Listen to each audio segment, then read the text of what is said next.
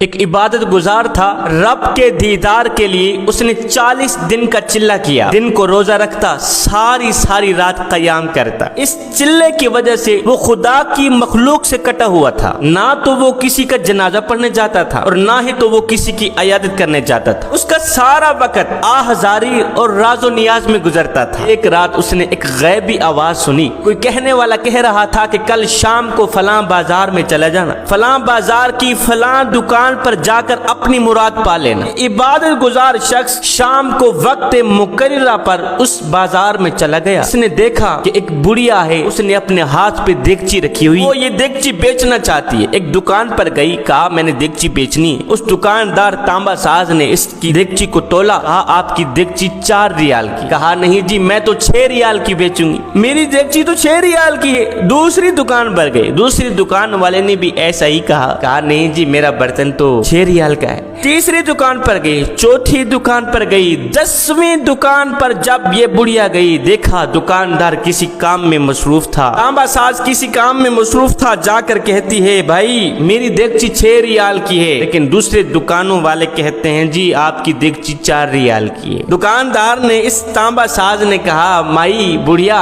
آخر تو اپنی دیگچی 6 ریال کی ہی کیوں بیچنا چاہتی ہے؟ اس نے اپنی دل کی بات نکالتے ہوئے کہا، بڑھیا نے دل کی بات بتاتے ہوئے کہا بھائی 6 ریال کی بیچنے کی وجہ یہ ہے کہ میرا ایک بیٹا ہے جو بہت ہی زیادہ بیمار ہے، بہت زیادہ بیمار ہے۔ حکیم صاحب کے پاس گئی دوائی لینے، حکیم صاحب نے ایک نسخہ لکھ کر دیا ہے جس کی قیمت ہے 6 ریال، اس لیے مجھے 6 ریال کی اشد ضرورت ہے۔ تانبا ساز نے کہا کہ دیگچی میرے حوالے کرو میں ذرا دیکھ لوں۔ دکاندار نے دیگچی دیکھی، دیکھ بھال کرنے کے بعد کہا بڑھیا آپ کی دیگچی تو اتنی بڑی قیمتی ہے کہ بہت زیادہ، آپ کی دیگچی بہت زیادہ عمدہ ہے، اچھا اس کی قیمت میری دکان پر تو 25 ریال ہے، میں تو 25 ریال کی ہی خریدوں گا، میں کیوں کسی کا حق ماروں؟ یہ سنتے ہی بڑھیا نے کہا بھائی آپ میرا مذاق نہ اڑائیں، آپ مجھے 6 ریال دیں، مجھے جانے دیں، مجھے جلدی میں نے بیٹے کا علاج کرنا۔ نہیں مائی بڑھیا مذاق نہیں کر رہا، آپ کی دیگچی واقعی بہت زیادہ عمدہ ہے، قیمتی ہے، لہٰذا اگر مجھے دینا چاہتی ہیں تو میں تو کسی کا حق نہیں ماروں گا، میں تو تجھے 25 ریال ہی دوں۔ اس تانبا ساز نے دکاندار نے بسم اللہ پڑھتے ہوئے 25 ریال اٹھائے، بڑھیا کے ہاتھ میں تھما۔ بڑھیا نے مسکراتے ہوئے دونوں ہاتھ اٹھائے، عرض کی مالک میرے بھائی کے مال جان روزی رزق میں برکتیں عطا فرما۔ دعائیں دیتی گھر کی طرف چلی گئی۔ یہ عبادت گزار کہتا ہے میں اپنی ان آنکھوں سے دیکھ رہا تھا، کانوں سے سن رہا تھا، دوڑ کر آیا تانبا ساز کے پاس، اوے تجھے تو دکانداری کرنی آتی بھی نہیں، تو کس طرح کا دکاندار ہے؟ اس کی چیز 4 ریال کی ہے، تو نے 6 ریال بھی نہیں دیے، 25 ریال دے دیے۔ تانبا ساز دکاندار نے کہا بھائی میں نے یہ دیگچی کہاں خریدی اور میں نے اس کو اس دیگچی کی قیمت نہیں دی، میں نے یہ جو 25 ریال دیے ہیں وہ تو میں نے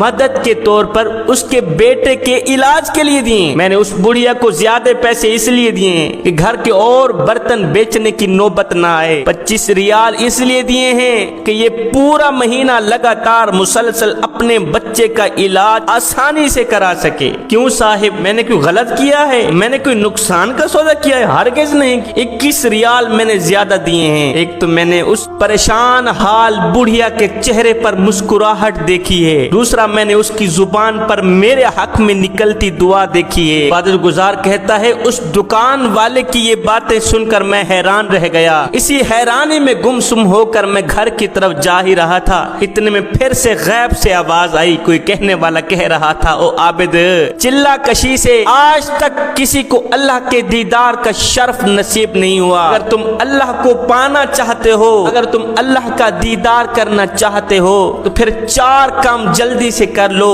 نمبر 1 گرتوں کو تھام لو، نمبر 2 غریبوں کی مدد کرو، نمبر 3 مسکینوں کو کھانا کھلاؤ، نمبر 4 ضرورت مندوں کی ضرورتوں کو پورا کرو۔ جب تم یہ 4 کام کرو گے اس وقت تم ہمارے پاس چل کر نہیں آؤ گے بلکہ ہم خود چل کر تمہارا استقبال کریں۔